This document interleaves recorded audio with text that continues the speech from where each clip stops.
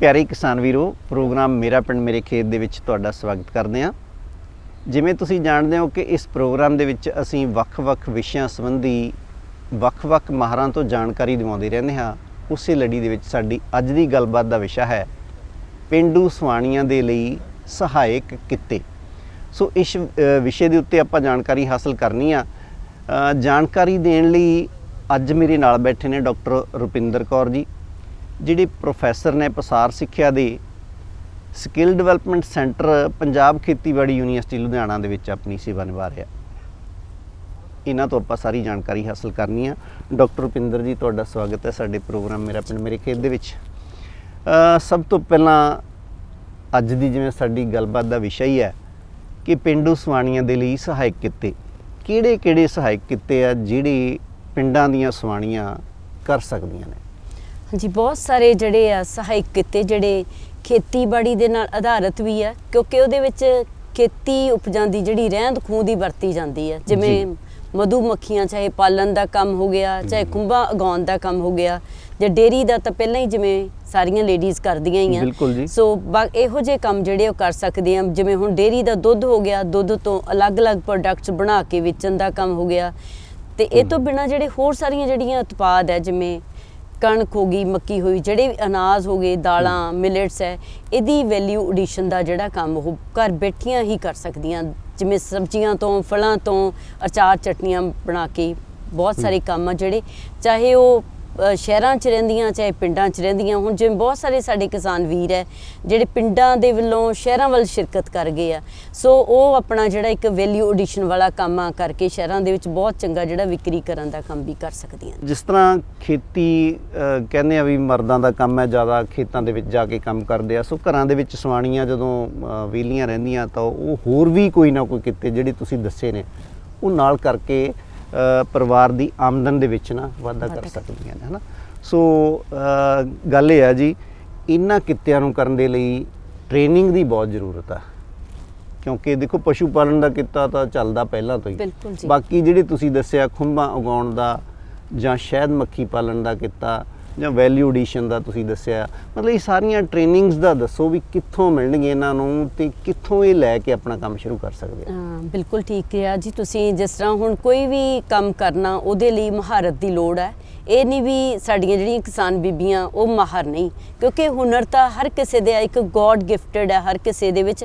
ਪਰ ਉਸ ਹੁਨਰ ਨੂੰ ਜਿਵੇਂ ਤਰਾਸ਼ਣ ਦੇ ਲਈ ਜਿਹੜਾ ਕੰਮ ਅਸੀਂ ਸਕਿੱਲ ਡਿਵੈਲਪਮੈਂਟ ਸੈਂਟਰ ਵਿੱਚ ਵੀ ਕਰਦੇ ਹਾਂ, ਅਲੱਗ-ਅਲੱਗ ਜਿਹੜੇ ਟ੍ਰੇਨਿੰਗ ਕੋਰਸ ਲਗਾਉਂਦੇ ਹਾਂ ਤਾਂ ਕਿ ਅਸੀਂ ਕਿਸਾਨਾਂ ਦੀ, ਕਿਸਾਨ ਬੀਬੀਆਂ ਲਈ ਜਿੰਨੇ ਵੀ ਸਾਡੇ ਨੌਜਵਾਨ ਵਰਗ ਹੈ ਅਸੀਂ ਉਹਨਾਂ ਦੀ ਮਦਦ ਕਰ ਸਕੀਏ। ਅਸੀਂ ਬਹੁਤ ਸਾਰੇ ਜਿਹੜੇ ਟ੍ਰੇਨਿੰਗ ਕੋਰਸ ਹੈ ਜਿਹੜੇ ਖੇਤੀਬਾੜੀ ਨਾਲ ਸੰਬੰਧਿਤ, ਖੇਤੀ ਆਧਾਰਿਤ ਧੰਦਿਆਂ ਨਾਲ ਸੰਬੰਧਿਤ, ਜਿਹੜੇ ਸਾਲ ਦੇ ਵਿੱਚ ਲਗਭਗ 30 ਤੋਂ ਉੱਪਰ ਕੋਰਸ ਹੈ ਜਿਹੜੇ ਅਸੀਂ ਲਗਾਉਂਦੇ ਹਾਂ ਤਾਂ ਕਿ ਅਸੀਂ ਆਪਣੇ ਕਿਸਾਨੀ ਵਰਗ ਦੀ ਮਦਦ ਕਰ ਸਕੀਏ, ਉਹਨਾਂ ਦੇ ਹੁਨਰ ਦਾ ਵਿਕਾਸ ਕਰ ਸਕੀਏ, ਉਹ ਆਪਣਾ ਜਿਹੜੀ ਕਿਸਾਨੀ ਨੂੰ ਸਹੀ ਲੀਹਾਂ 'ਤੇ ਕਰ ਸਕਣ, ਤਾਂ ਜਿਹੜਾ ਵੀ ਕੋਈ ਧੰਦਾ ਕਰਨਾ ਉਹ ਸਹੀ ਤਰੀਕੇ ਨਾਲ ਕਰ ਸਕਣ, ਤਾਂ ਕਿ ਜਿਹੜਾ ਵੀ ਧੰਦਾ ਕਰਨ ਉਹਦੇ ਤੋਂ ਵੱਧ ਮੁਨਾਫਾ ਲਿਆ ਜਾ ਸਕੇ। ਉਹਨਾਂ ਨੂੰ ਜਿਹੜਾ ਕੰਮ ਕਰਨਾ ਕੋਈ ਘਾਟੇ ਦਾ ਸੌਦਾ ਨਾ ਹੋਵੇ। ਡਾਕਟਰ ਸਾਹਿਬ, ਗੱਲ ਇਹ ਆ ਵੀ ਦੇਖੋ ਬਹੁਤ ਦੂਰੋਂ ਆਉਣਾ ਸਕਿੱਲ ਡਿਵੈਲਪਮੈਂਟ ਸੈਂਟਰ ਦੇ ਵਿੱਚ ਬੜਾ ਔਖਾ ਪੇਂਡੂ ਸਵਾਣੀਆਂ ਨੂੰ, ਹੈ ਨਾ, ਕਿਉਂਕਿ ਉਹਨਾਂ ਦੇ ਕੋਲ ਟਾਈਮ ਵੀ ਥੋੜ੍ਹਾ ਆ, ਦਿਨ ਦੇ ਵਿੱਚੋਂ ਟਾਈਮ ਕੱਢਣਾ। ਤੇ ਕੀ ਉਹਨਾਂ ਦੇ ਆਪਣੇ ਇਲਾਕੇ ਦੇ ਵਿੱਚ ਵੀ ਕੋਈ ਟ੍ਰੇਨਿੰਗ ਸੈਂਟਰ ਹੈਗੇ ਨੇ ਜਿੱਥੋਂ ਟ੍ਰੇਨਿੰਗ ਲੈ ਸਕਦੀਆਂ? ਔਰਤਾਂ ਦੀਆਂ ਘਰੇਲੂ ਜ਼ਿੰਮੇਵਾਰੀਆਂ ਬਹੁਤ ਹੈ, ਬਹੁਤ ਜ਼ਿੰਮੇਵਾਰੀਆਂ, ਕਈ ਵਾਰ ਘਰ ਛੱਡ ਕੇ ਆਉਣਾ ਔਖਾ ਹੈ। ਸੋ ਸਾਡੇ ਹਰ ਜ਼ਿਲ੍ਹੇ ਪੱਧਰ ਤੇ ਜਿਹੜੇ ਕ੍ਰਿਸ਼ੀ ਵਿਗਿਆਨ ਕੇਂਦਰ ਹੈ, ਸੋ ਜਿਹੜੀਆਂ ਬੀਬੀਆਂ ਤਾਂ ਯੂਨੀਵਰਸਿਟੀ ਆ ਸਕਦੀਆਂ, ਕਿਉਂਕਿ ਸਾਡੀ ਯੂਨੀਵਰਸਿਟੀ ਵਿਸ਼ੇਸ਼ ਸਿਖਲਾਈ ਕੋਰਸ ਲੱਗਦੇ ਆ, ਉਹ ਜੀ ਸਦਕੇ ਆਉਣ, ਹੈ ਨਾ। ਅਸੀਂ ਉਹਨਾਂ ਦੇ ਰਹਿਣ ਸਹਿਣ ਦਾ ਵੀ ਪ੍ਰਬੰਧ ਕਰਦੇ ਹਾਂ।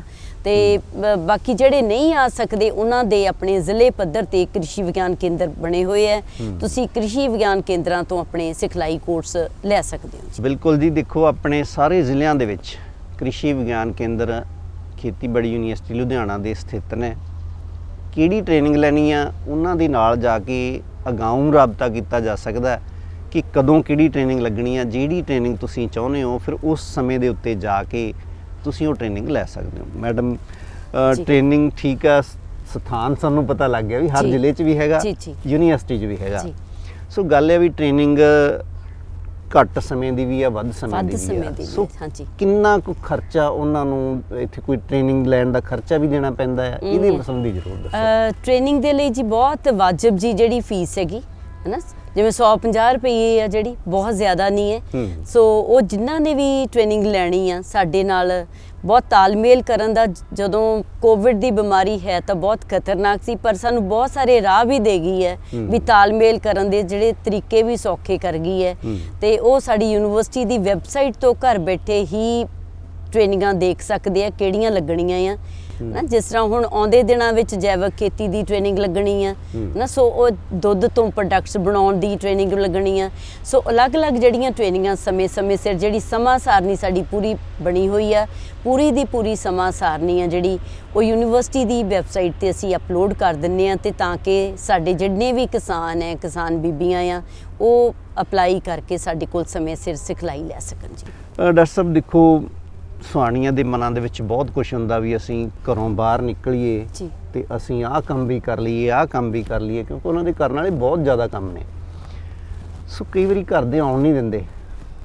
ਕੀ ਕਹਿਣਾ ਚਾਹੋਗੇ ਉਹਨਾਂ ਨੂੰ, ਹਸਬੈਂਡਸ ਜਿਹੜੇ ਨੇ ਲੇਡੀਜ਼ ਦੇ, ਉਹਨਾਂ ਨੂੰ ਕੀ ਕਹਿਣਾ ਚਾਹੋਗੇ? ਨਹੀਂ ਜੀ, ਇਹਦੇ ਵਿੱਚ ਇਹ ਆ ਵੀ ਹੁਣ ਦੇ ਜਿਹੜੀ ਸਾਰਾ ਸਮਾਜ ਹੀ ਬਹੁਤ ਜਾਗਰੂਕ ਹੋਇਆ ਆ, ਤੇ ਸਾਡੇ ਤਾਂ ਮਕੀ ਇਹ ਆ ਵੀ PAU ਇੱਕ ਕਿਸਾਨ ਕਲੱਬ ਬਣਿਆ, ਉਹਦੇ ਵਿੱਚ ਹਸਬੈਂਡ ਵੀ ਮੈਂਬਰ ਹੈ ਤੇ ਵਾਈਫ ਵੀ ਮੈਂਬਰ ਆ। ਦੋਨੋਂ ਜਦੋਂ ਇੱਕ ਪਰਿਵਾਰ ਦੇ ਮੈਂਬਰ, ਸੱਸ ਵੀ ਆਉਂਦੀ ਹੈ ਤੇ ਨੂੰਹ ਵੀ ਆਉਂਦੀ ਹੈ, ਬਲਕਿ ਜਿਹੜੇ ਵੀ ਮੈਂਬਰ ਹੈ ਉਹ ਅੱਗੋਂ ਆਪਦੇ ਬੱਚਿਆਂ ਨੂੰ ਪੜ੍ਹਨ ਲਈ ਵੀ ਇੱਥੇ ਉਤਸ਼ਾਹਿਤ ਕਰਦੇ ਆ। ਬਹੁਤ ਸਾਰੇ ਸਾਡੇ PAU ਕਿਸਾਨ ਕਲੱਬ ਦੇ ਜਿਹੜੇ ਮੈਂਬਰ ਹੈ, ਖਾਸ ਤੌਰ ਤੇ ਮੈਂ ਬੀਬੀਆਂ ਦਾ ਕਹੂੰਗੀ ਵੀ ਅਸੀਂ ਮਾਣ ਮਹਿਸੂਸ ਕਰਦੇ ਹਾਂ, ਉਹਨਾਂ ਦੇ ਬੱਚੇ ਇੱਥੋਂ BSc ਉਹਨਾਂ ਨੇ ਕੀਤੀ ਆ ਜਾਂ MSc ਕਰਕੇ ਇੱਥੋਂ ਪੜ੍ਹ ਕੇ ਜਾਂਦੇ ਆ, ਤੇ ਸਾਨੂੰ ਉਹ ਮਹਿਸੂਸ ਹੁੰਦਾ ਵੀ ਸਾਡੇ ਉਹ ਕਿਸਾਨੀ ਵਰਗ ਦੇ ਬੱਚੇ ਇੱਥੋਂ ਖੇਤੀਬਾੜੀ ਦੀ ਵੀ ਪੜ੍ਹਾਈ ਕਰਕੇ ਗਏ ਆ, ਕਿਉਂਕਿ ਜ਼ਰੀਆ ਉਹਨਾਂ ਦੇ ਉਹ ਮਾਂ ਪਿਓ ਹੀ ਬਣੇ ਆ, ਕਿਉਂਕਿ ਸਾਡੇ PAU ਕਿਸਾਨ ਕਲੱਬ ਦੇ ਮੈਂਬਰ ਬਣੇ ਬੱਚੇ, ਮਾਂ ਪਿਓ ਬਣੇ, ਤੇ ਅੱਗੋਂ ਉਹਨਾਂ ਨੇ ਆਪਣੇ ਬੱਚਿਆਂ ਨੂੰ ਵੀ ਇੱਥੇ ਪੜ੍ਹਾਇਆ। ਤੇ ਨੈਚੁਰਲੀ ਜਦੋਂ ਖੇਤੀਬਾੜੀ ਨਾਲ ਜੁੜੇ ਆ, ਬੱਚਾ ਵੀ ਉਹਨਾਂ ਦਾ ਇੱਕ ਖੇਤੀਬਾੜੀ ਦੇ ਲਈ ਇੱਕ ਸੁਨਹਿਰਾ ਭਵਿੱਖ ਸਿਰਜੇਗਾ, ਹੈ ਨਾ, ਦੂਜਿਆਂ ਦੇ ਲਈ ਵੀ ਉਹ ਰਾਹ ਦਸੇਰਾ ਬਣਨਗੇ। ਸੋ ਇੱਕ ਤਰ੍ਹਾਂ ਦਾ ਜਦੋਂ ਕਲੱਬ ਦੇ ਵਿੱਚ ਆਉਂਦੇ ਆ, ਉਹਨਾਂ ਦੀ ਇੰਟਰੈਕਸ਼ਨ ਹੀ ਜਿਹੜੀ ਇੱਕ ਗਾਂਹ ਵਧੂ ਕਿਸਾਨ ਬੀਬੀਆਂ ਨਾਲ ਹੁੰਦੀ ਆ। ਸੋ ਇੱਕ ਦੂਜੇ ਦੇ ਲਈ ਉਹ ਇੱਕ ਪ੍ਰੇਰਨਾ ਸਰੋਤ ਬਣ ਜਾਂਦੇ ਆ ਵੀ ਇੱਕ ਦੂਜੇ ਤੋਂ ਮੋਟੀਵੇਸ਼ਨ ਲੈ ਕੇ ਕੋਈ ਨਾ ਕੋਈ ਵਧੀਆ ਕੰਮ ਵੀ ਕਰਦੇ ਆ, ਤੇ ਆਪਣੇ ਬੱਚਿਆਂ ਦੇ ਲਈ ਵੀ ਸਹੀ ਰੋਲ ਅਦਾ ਕਰਦੇ ਆ। ਨਾਲ ਦੇ ਜਿਹੜੇ ਸਮਾਜ ਦੇ ਹੋਰ ਮੈਂਬਰ ਆ, ਚਾਹੇ ਉਹ ਪਿੰਡ ਹੋ ਗਏ ਆ ਜਾਂ ਤੁਹਾਡੇ ਹੋਰ ਏਰੀਏ ਦੇ ਵਿੱਚ ਜਿੰਨੇ ਵੀ ਲੋਕ ਹੈ, ਉਹ ਇੱਕ ਕਹਾਂਗੇ ਆਪਣਾ ਇੱਕ ਛਾਪ ਛੱਡਦੇ ਆ, ਸਾਡੇ ਯੂਨੀਵਰਸਿਟੀ ਦੇ ਇੱਕ ਬ੍ਰਾਂਡ ਐਂਬੈਸਡਰ ਦੀ ਤਰ੍ਹਾਂ ਕੰਮ ਕਰਦੇ ਨੇ ਜੀ। ਜੀ। ਸੋ ਦੇਖੋ, ਜ਼ਰੂਰੀ ਹੈ ਕਿ ਅੱਜ ਉਹ ਜ਼ਮਾਨਾ ਹੈ ਕਿ ਦੋਨੋਂ ਮੀਆਂ ਬੀਵੀ ਬਲਕਿ ਸਾਰਾ ਪਰਿਵਾਰ ਰਲ ਕੇ ਕੋਈ ਕੰਮ ਕਰਨਗੇ ਤਾਂ ਹੀ ਸਾਡਾ ਗੁਜ਼ਾਰਾ ਵਧੀਆ ਹੋ ਸਕਦਾ ਆ। ਸੋ ਇਹ ਜ਼ਰੂਰੀ ਨਹੀਂ ਆ ਵੀ ਬਾਹਰ ਜਾਵਾਂਗੇ ਤਾਂ ਕੋਈ ਗਲਤ ਹੀ ਹੋਊਗਾ। ਇਹ ਬਹੁਤ ਸਾਡੇ ਲਈ ਰੋਜ਼ਗਾਰ ਦੇ ਮੁਹੱਈਏ ਲੱਭਣ ਦੇ ਵਿੱਚ ਸਹਾਈ ਹੁੰਦਾ ਜੇ ਅਸੀਂ ਕਿਸਾਨ ਬੀਬੀਆਂ ਨੂੰ ਵੀ ਯੂਨੀਵਰਸਿਟੀ ਦੇ ਨਾਲ ਜੋੜਾਂਗੇ, ਕਿਉਂਕਿ ਜਿੱਦਾਂ ਇਹਨਾਂ ਨੇ ਦੱਸਿਆ ਕਿ ਬੱਚੇ ਵੀ ਉਹਨਾਂ ਦੇ ਫਿਰ ਅੱਗੇ PAU 'ਚ ਪੜ੍ਹਨ ਲਈ ਉਹ ਆਪ ਹੀ ਭੇਜਦੇ ਆ ਫਿਰ ਵੀ ਹਾਂ ਇੱਥੇ ਬਹੁਤ ਵਧੀਆ ਮਾਹੌਲ ਹੈ ਤੇ ਬੱਚਿਆਂ ਨੂੰ ਵੀ ਇੱਥੇ ਪੜ੍ਹਾਇਆ ਜਾਵੇ। ਸੋ ਜੇ ਮੈਨੂੰ ਤਾਂ ਇੱਦਾਂ ਲੱਗਦਾ ਮੈਡਮ, ਜੇ ਬੱਚੇ ਉਹਨਾਂ ਦੀ ਖੇਤੀਬਾੜੀ ਦੀ ਡਿਗਰੀ ਕਰ ਲੈਂਦੇ ਆ ਤਾਂ ਉਹ ਵੀ ਉਹਨਾਂ ਦੇ ਕੰਮ ਦੇ ਵਿੱਚ ਬਹੁਤ ਸਹਾਈ ਹੋ ਸਕਦੇ ਆ। ਬਿਲਕੁਲ ਜੀ, ਬਿਲਕੁਲ। ਇੱਕੋ ਖੇਤੀਬਾੜੀ ਦਾ ਅਸੀਂ ਸੋਚਦੇ ਹਾਂ, ਸਾਡਾ ਤਾਂ ਯੂਨੀਵਰਸਿਟੀ ਦਾ ਮਨੋਰਥ ਹੀ ਇਹ ਆ ਵੀ ਕਿਸਾਨੀ ਨੂੰ ਅਸੀਂ ਸਹੀ ਪਾਸੇ ਨੂੰ ਮੋੜਨਾ। ਜੇ ਅੱਗੇ ਕਿਸਾਨਾਂ ਦੇ ਬੱਚੇ ਕਿਸਾਨੀ ਦਾ ਕੰਮ ਨਹੀਂ ਕਰਨਗੇ ਤੇ ਨੈਚੁਰਲੀ ਤੇ ਸਾਡਾ ਜਿਹੜੀ ਆਉਂਦੀਆਂ ਪੀੜ੍ਹੀਆਂ ਦਾ ਅਸੀਂ ਇਹ ਭਵਿੱਖ ਨੂੰ ਸਿਰਜਣ ਦਾ ਕੰਮ ਕਰੀਏ। ਸੋ ਯੂਨੀਵਰਸਿਟੀ ਦਾ ਸਾਡਾ PAU ਕਿਸਾਨ ਕਲੱਬ ਵੱਲੋਂ ਵੀ ਤੇ ਯੂਨੀਵਰਸਿਟੀ ਡਾਇਰੈਕਟੋਰੇਟ ਪਸਾਰ ਸਿੱਖਿਆ ਵੱਲੋਂ ਜਿੰਨੇ ਵੀ ਕ੍ਰਿਸ਼ੀ ਵਿਗਿਆਨ ਕੇਂਦਰ ਅਸੀਂ ਵੱਧ ਤੋਂ ਵੱਧ ਉਪਰਾਲਾ ਕਰ ਰਹੇ ਹਾਂ ਕਿ ਬੱਚੇ ਹੱਥੀਂ ਕੰਮ ਕਰਨ, ਨਰੋਏ ਰਹਿਣ, ਸਹੀ ਰਵੇ, ਸਿਹਤ ਸਹੀ ਰਵੇ, ਤਾਂ ਕਿ ਸਾਨੂੰ ਜਿਹੜੀਆਂ ਹੋਰ ਐਕਸਰਸਾਈਜ਼ਸ ਕਰਨ ਦੀ ਲੋੜ ਨਾ ਪਈਏ, ਅਸੀਂ ਹੱਥੀਂ ਕੰਮ ਕਰੀਏ। ਸੋ ਕਿਸਾਨ ਬੀਬੀਆਂ ਨੂੰ ਵੀ ਇਹੀ ਆ, ਹੱਥੀਂ ਕੰਮ ਕਰਦੀਆਂ ਨਾਲ ਬੱਚਿਆਂ ਨੂੰ ਵੀ ਪ੍ਰੇਰਿਤ ਕਰਦੀਆਂ ਜੀ। ਬੀਬੀਆਂ ਸਾਡੀਆਂ ਪਿੰਡਾਂ ਦੇ ਵਿੱਚ ਜਿਹੜੀਆਂ ਹੈਗੀਆਂ ਨੇ ਜੀ, ਦੁੱਧ ਦੀ ਗੱਲ ਕਰਦਾ ਮੈਂ ਕਿਉਂਕਿ ਪਸ਼ੂ ਰੱਖੇ ਹੋਇਆ, ਦੁੱਧ ਪਾਉਣ ਤੱਕ ਹੀ ਸੀਮਤ ਰਹਿ ਜਾਂਦਾ ਕੰਮ। ਉਹਦੇ ਬਾਈ ਪ੍ਰੋਡਕਟ ਬਣਾ ਕੇ ਵੇਚਣਾ ਥੋੜਾ ਜਿਹਾ ਉਹਨਾਂ ਦੇ ਅਜੇ ਨਹੀਂ ਧਿਆਨ ਦੇ ਵਿੱਚ ਆਇਆ।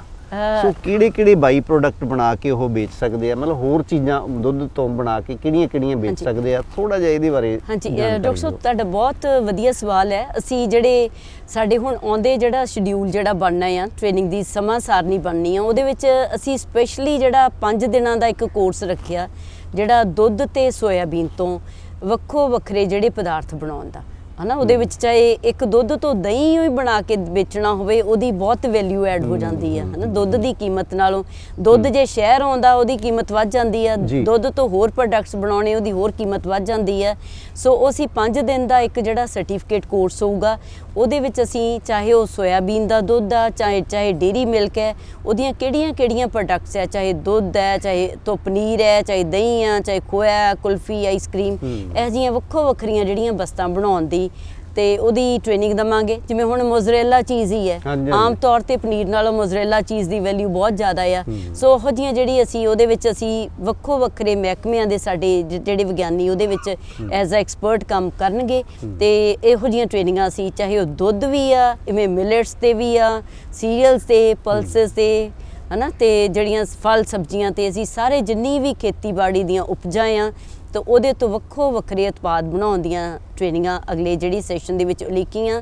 ਸੋ ਉਹਦੇ ਵਿੱਚ ਜਿਹੜੀਆਂ ਵੀ ਬੀਬੀਆਂ ਦਿਲਚਸਪੀ ਰੱਖਦੀਆਂ, ਚਾਹੇ ਕਿਸਾਨ ਹੈ, ਕਿਸਾਨ ਵੀਰ ਹੈ, ਕਿਸਾਨ ਭੈਣਾਂ ਆ, ਤਾਂ ਉਹ ਇਹਦੇ ਵਿੱਚ ਸਾਡੀ ਟ੍ਰੇਨਿੰਗ ਦੇ ਵਿੱਚ ਹਿੱਸਾ ਲੈ ਸਕਦੇ ਆ। ਸੋ ਡਾਕਟਰ ਭਿੰਦਰ ਜੀ, ਦੁੱਧ ਤੋਂ ਪ੍ਰੋਡਕਟ ਬਣਾ ਲੈਣਗੀਆਂ ਸਾਡੀਆਂ ਪਿੰਡਾਂ ਦੀਆਂ ਸਵਾਣੀਆਂ, ਕਹਿਣ ਦਾ ਭਾਵ ਆ ਵੀ ਉਹਨੂੰ ਥੋੜਾ ਜਿਹਾ ਫਿਰ ਮਾਰਕੀਟਿੰਗ ਦੀ ਸਮੱਸਿਆ ਉਹਨਾਂ ਨੂੰ ਆ ਜਾਣੀ ਆ।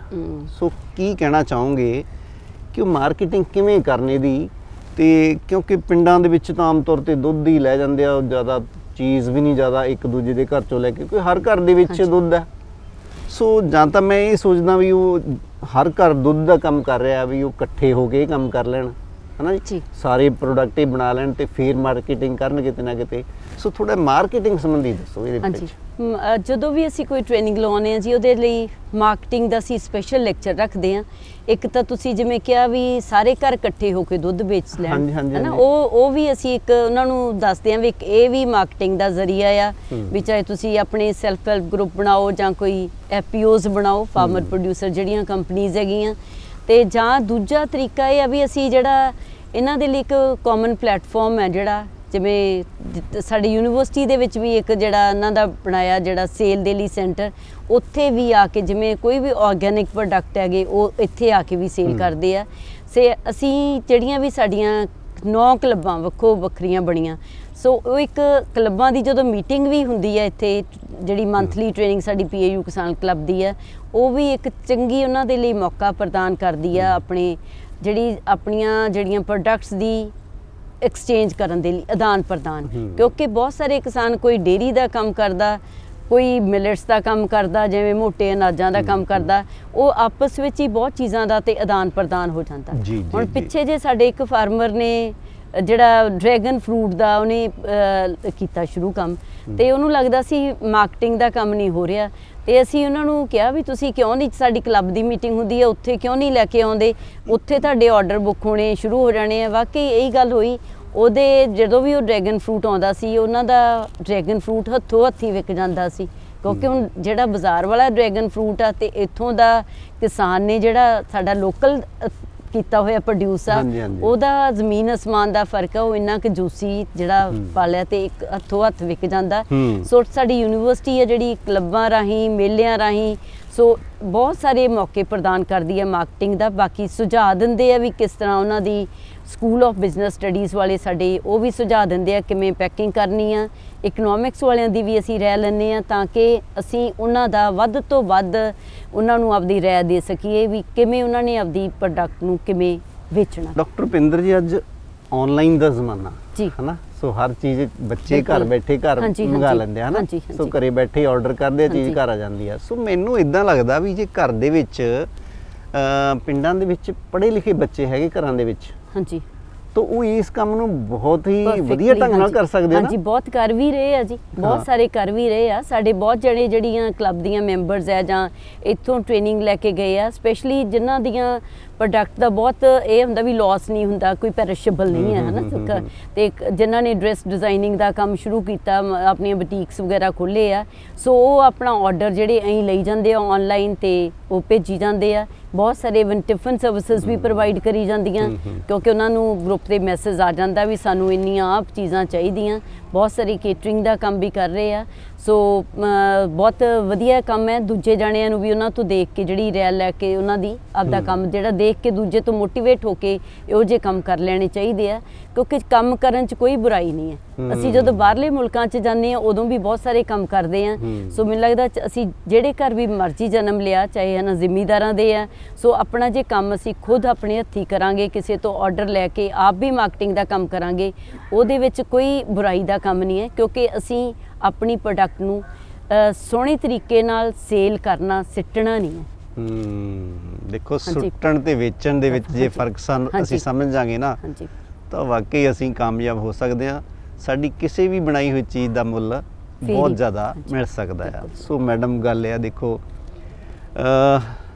ਅੱਜ ਸੋਹਣੀ ਚੀਜ਼ ਦਿਖਣ ਦਾ ਜ਼ਮਾਨਾ ਜੀ ਹੈ ਨਾ, ਕਿਉਂਕਿ ਅਸੀਂ ਪਨੀਰ ਨੂੰ ਇੱਕ ਲਿਫਾਫੇ 'ਚ ਪਾ ਕੇ ਵੇਚਾਂਗੇ ਤਾਂ ਗੱਲ ਨਹੀਂ ਬਣਦੀ। ਡੱਬਾਬੰਦੀ ਦੀ ਗੱਲ ਮੈਂ ਕਰਨੀ ਚਾਹੁੰਦਾ ਤੁਹਾਨੂੰ। ਮੰਨ ਲਓ ਕੋਈ ਚੀਜ਼ ਘਰ ਦੇ ਵਿੱਚ ਪ੍ਰੋਡਿਊਸ ਤਿਆਰ ਕਰ ਲੈਂਦੇ ਆ ਸਾਡੇ ਕਿਸਾਨ ਬੀਬੀਆਂ ਜਾਂ ਕਿਸਾਨ ਵੀਰ, ਸੋ ਥੋੜਾ ਡੱਬਾਬੰਦੀ ਬਾਰੇ ਦੱਸੀਏ ਵੀ ਆਪਾਂ ਇਹ ਜੇ ਲੇਬਲ ਲਾ ਕੇ ਜਾਂ ਅਸੀਂ ਆਪਣਾ ਰਜਿਸਟਰ ਕਰਵਾ ਕੇ ਵੇਚੀਏ ਤਾਂ ਉਹਦਾ ਹੋਰ ਵੀ ਵਧੇਰੇ ਮੁੱਲ ਮਿਲ ਸਕਦਾ। ਬਿਲਕੁਲ ਜੀ, ਕਿਉਂਕਿ ਜਿਹੜੀ ਵੀ ਚੀਜ਼ ਹੈ, ਖਾਸ ਤੌਰ ਤੇ ਅਸੀਂ ਜਦੋਂ ਖਾਣ ਵਾਲੀ ਚੀਜ਼ ਦੀ ਗੱਲ ਕਰਦੇ ਹਾਂ, ਉਹਦੀ ਰਿਲਾਇਬਿਲਿਟੀ ਵੀ ਫਿਰ ਬਣਦੀ ਆ ਵੀ ਕਦੋਂ ਤੱਕ ਦੀ ਉਹਦੀ ਹੈਗੀ ਮਨਿਆਦ ਹਨਾ, ਮਨਿਆਦ ਕੀ ਹੈ, ਉਹਦੇ ਵਿੱਚ ਪਾਇਆ ਕੀ ਹੈ ਹਨਾ। ਸੋ ਉਹਦੇ ਲਈ ਡੱਬਾਬੰਦੀ ਦੇ ਲਈ ਵੀ ਜਿਹੜਾ ਜਦੋਂ ਵੀ ਅਸੀਂ ਕੋਈ ਟ੍ਰੇਨਿੰਗ ਦਿੰਦੇ ਆ, ਖਾਸ ਤੌਰ ਤੇ ਜਿਹੜੀ ਖਾਦ ਪਦਾਰਥਾਂ ਦੀ, ਖਾਣ ਵਾਲੇ ਪਦਾਰਥਾਂ ਦੀ, ਉਹਦੇ ਲਈ ਸਾਡੇ ਪ੍ਰੋਸੈਸਿੰਗ ਐਂਡ ਫੂਡ ਇੰਜੀਨੀਅਰਿੰਗ ਵਿਭਾਗ ਦੇ ਜਿਹੜੇ ਮਾਹਰਾਂ ਵੱਲੋਂ ਵੀ ਅਸੀਂ ਲੈਕਚਰ ਕਰਾਉਂਦੇ ਆ। ਸੋ ਉਹਦੀ ਕਿਵੇਂ ਦੀ ਪੈਕੇਜਿੰਗ ਚਾਹੀਦੀ ਆ, ਸੋ ਉਹਨਾਂ ਨੂੰ ਪੈਕਿੰਗ ਕੀਤੀਆਂ ਹੋਈਆਂ ਚੀਜ਼ਾਂ ਵੀ ਦਿਖਾਉਂਦੇ ਆ। ਬਾਕੀ ਹੋਰ ਤਾਂ ਹੋਰ ਅਸੀਂ ਜਿਹੜੇ ਆਲਰੇਡੀ ਉਹ ਕੰਮ ਜਿਹੜੇ ਪਹਿਲਾਂ ਕਿਸਾਨ ਜਾਂ ਕਿਸਾਨ ਭੈਣਾਂ ਕੋਈ ਕੰਮ ਕਰਦੀਆਂ, ਉਹਨਾਂ ਦੇ ਖੇਤਾਂ ਦਾ ਦੌਰਾ ਵੀ ਕਰਾਈਦਾ ਵੀ ਉਹ ਆਪਣੀ ਚੀਜ਼ ਨੂੰ ਕਿਵੇਂ ਵੇਚ ਰਹੇ ਆ, ਤਾਂ ਕਿ ਉਹਨਾਂ ਨੂੰ ਦੇਖ ਕੇ ਤੁਸੀਂ ਵੀ ਉਹਨਾਂ ਦੀ ਰੀਸ ਕਰ ਸਕੋ।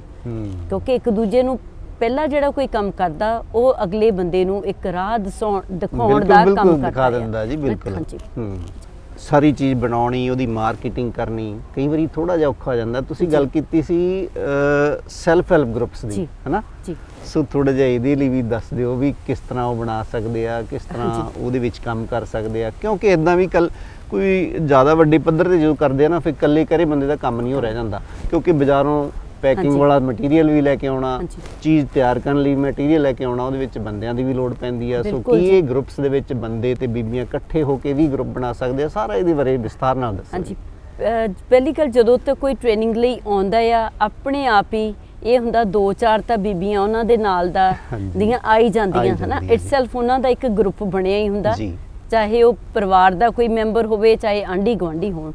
ਸੋ ਉਂਝ ਵੀ ਹੁੰਦਾ, ਅਸੀਂ ਗਰੁੱਪ ਲਈ ਸੋਚਦੇ ਹਾਂ ਵੀ ਉਹ ਇੱਕੋ ਜੀ ਨੇੜੇ ਦੀ ਲੋਕੈਲਿਟੀ 'ਚੋਂ ਹੋਣ। ਸੋ ਮਿਲ ਕੇ ਕੋਈ ਵੀ ਆਪਣਾ ਗਰੁੱਪ ਰਜਿਸਟਰ ਕਰਾ ਸਕਦੇ ਆ। ਸੋ ਸਰਕਾਰ ਵੱਲੋਂ ਵੀ ਜਦੋਂ ਕੋਈ ਸੈਲਫ ਹੈਲਪ ਗਰੁੱਪ ਬਣਾਉਂਦੇ ਆ ਜਾਂ ਕੋਈ ਕੰਪਨੀਜ਼ ਬਣਾਉਂਦੇ ਆ, ਉਹ ਵੀ ਸਰਕਾਰ ਵੱਲੋਂ ਵੀ ਉਹਨਾਂ ਨੂੰ ਜਿਹੜੀ ਮਦਦ ਮਿਲਦੀ ਆ।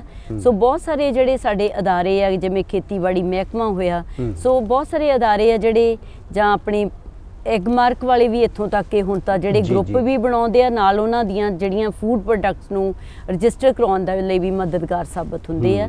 ਸੋ ਉਹ ਜਿਹੇ ਮਹਿਕਮਿਆਂ ਦੀ ਮਦਦ ਲੈ ਕੇ ਜਿਹੜੇ ਗਰੁੱਪ ਬਣਾਏ ਜਾ ਸਕਦੇ ਆ।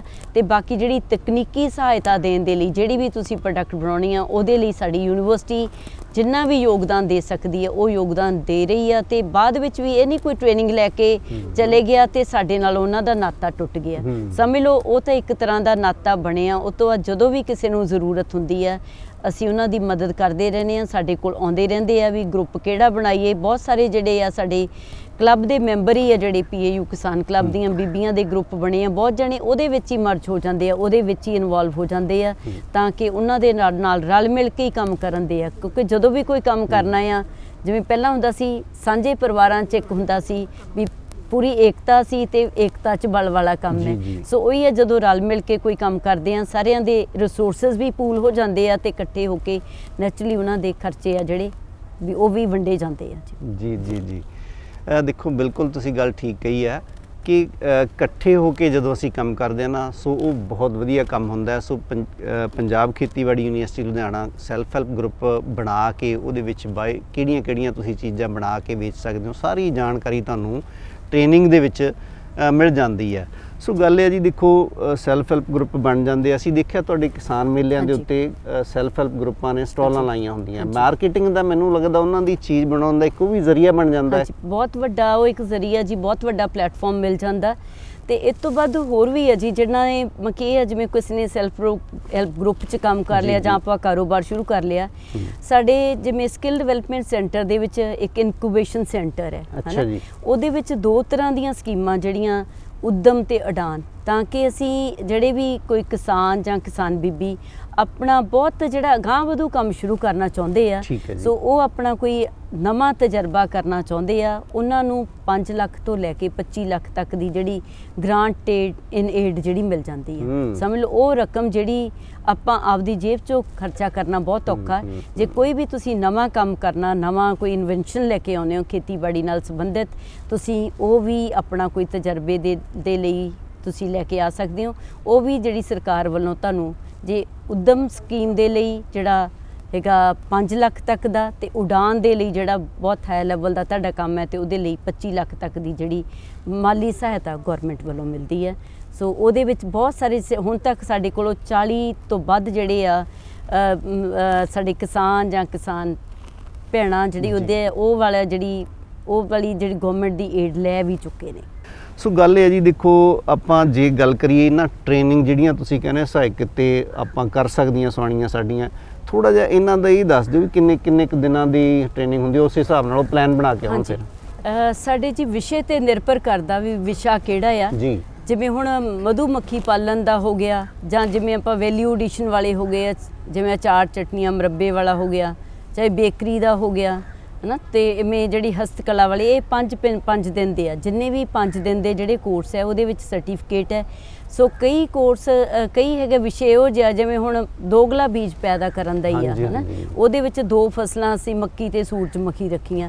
ਸੋ 2 ਦਿਨ ਦੇ ਆ। ਸੋ ਜਿੰਨੇ ਵੀ ਸਾਡੇ ਕੋਲ ਕੋਰਸ ਹੈਗੇ ਆ ਉਹ 1 ਦਿਨ ਤੋਂ ਲੈ ਕੇ 3 ਮਹੀਨੇ ਤੱਕ ਦੇ ਆ। 3 ਮਹੀਨੇ ਦੇ ਸਾਡੇ 2 ਕੋਰਸ ਲੱਗਦੇ ਆ ਜਿਹੜੇ ਆਪਾਂ ਕਹਾਂਗੇ ਯੰਗ ਫਾਰਮਰਸ ਦੇ ਆ ਹੈ ਨਾ। ਸੋ ਖੇਤੀਬਾੜੀ ਦਾ ਇੱਕ ਇੰਟੀਗ੍ਰੇਟਿਡ ਕੋਰਸ ਹੈ, ਇੰਟੀਗ੍ਰੇਟਿਡ ਕ੍ਰੌਪ ਪ੍ਰੋਡਕਸ਼ਨ ਦਾ ਕੋਰਸ ਹੈ, ਤਾਂ ਕਿ ਜਿਹੜੇ ਵੀ ਬੱਚੇ 10ਵੀਂ ਜਾਂ 12ਵੀਂ ਤੋਂ ਬਾਅਦ ਅੱਗੇ ਪੜ੍ਹਾਈ ਨਹੀਂ ਕੰਟੀਨਿਊ ਕਰਨਾ ਚਾਹੁੰਦੇ, ਖੇਤੀਬਾੜੀ ਨੂੰ ਬਹੁਤ ਵਧੀਆ ਸਾਇੰਟੀਫਿਕ ਤਰੀਕੇ ਨਾਲ ਕਰਨਾ ਚਾਹੁੰਦੇ ਆ, ਸੋ ਉਹ ਬੱਚਿਆਂ ਦੇ ਲਈ 3 ਮਹੀਨੇ ਦਾ ਜਿਹੜਾ ਸਿਖਲਾਈ ਕੋਰਸ ਹੈ। ਇੱਕ ਜਿਵੇਂ ਇਸ ਵੇਲੇ ਸਾਡਾ ਹੁਣ ਚੱਲ ਰਿਹਾ ਉਹ ਜਨਵਰੀ ਤੋਂ ਸ਼ੁਰੂ ਹੋਇਆ, ਜਨਵਰੀ ਤੋਂ ਮਾਰਚ, ਤੇ ਇੱਕ ਅਸੀਂ ਅਗਸਤ ਤੋਂ ਲੈ ਕੇ ਜਿਹੜਾ ਅਕਤੂਬਰ ਤੱਕ ਹੁੰਦੇ ਆ। ਇਹਨਾਂ ਦੇ ਪੱਕੇ ਟਾਈਮ ਮਿੱਥੇ ਹੋਏ ਆ ਵੀ ਹਾੜੀ ਤੇ ਸੌਣੀ ਦੇ 2 ਟ੍ਰੇਨਿੰਗ ਕੋਰਸ ਜਿਹੜੇ ਸਾਡੇ ਨੌਜਵਾਨ ਕਿਸਾਨਾਂ ਦੇ ਲਈ ਲੱਗਣੇ ਆ। ਉਹਦੇ ਵਿੱਚ 18 ਤੋਂ 40 ਸਾਲ ਦੇ ਉਮਰ ਵਰਗ ਦੇ ਬੱਚੇ ਸਾਡੇ ਕੋਲ ਆਉਂਦੇ ਆ ਤੇ ਸਿਖਲਾਈ ਲੈ ਕੇ ਬਹੁਤ ਹੀ ਵਧੀਆ ਤਰੀਕੇ ਨਾਲ ਉਹ ਜਿਹੜੀ ਖੇਤੀਬਾੜੀ ਨੂੰ ਕਰ ਵੀ ਰਹੇ ਆ। ਸੋ ਡਾਕਟਰ ਰੁਪਿੰਦਰ ਜੀ ਨੇ ਤੁਹਾਨੂੰ ਬਹੁਤ ਹੀ ਵਧੀਆ ਜਾਣਕਾਰੀ ਦਿੱਤੀ ਹੈ ਕਿ ਕਿਹੜੇ ਖੇਤੀ ਦੇ ਨਾਲ ਸਹਾਇਕ ਕਿੱਤੇ ਨੇ ਸਾਡੀਆਂ ਪੇਂਡੂ ਸਵਾਣੀਆਂ ਕਰ ਸਕਦੀਆਂ ਨੇ। ਸੋ ਆਓ ਆਪਾਂ PAU ਨਾਲ ਸੰਪਰਕ ਕਰੀਏ, ਯੂਨੀਵਰਸਿਟੀ ਨਾਲ ਸੰਪਰਕ ਕਰਕੇ ਇਹਨਾਂ ਕਿੱਤਿਆਂ ਦੇ ਵਿੱਚੋਂ ਮਹਾਰਤ ਹਾਸਲ ਕਰਕੇ ਆਪਣੀ ਆਮਦਨ ਦੇ ਵਿੱਚ ਵਾਧਾ ਕਰੀਏ। ਸੋ ਡਾਕਟਰ ਰੁਪਿੰਦਰ ਜੀ ਬਹੁਤ ਵਧੀਆ ਜਾਣਕਾਰੀ ਦਿੱਤੀ ਹੈ। ਤੁਹਾਡਾ ਇੰਨੀ ਜਾਣਕਾਰੀ ਦੇਣ ਲਈ ਬਹੁਤ ਬਹੁਤ ਧੰਨਵਾਦ। Thank you.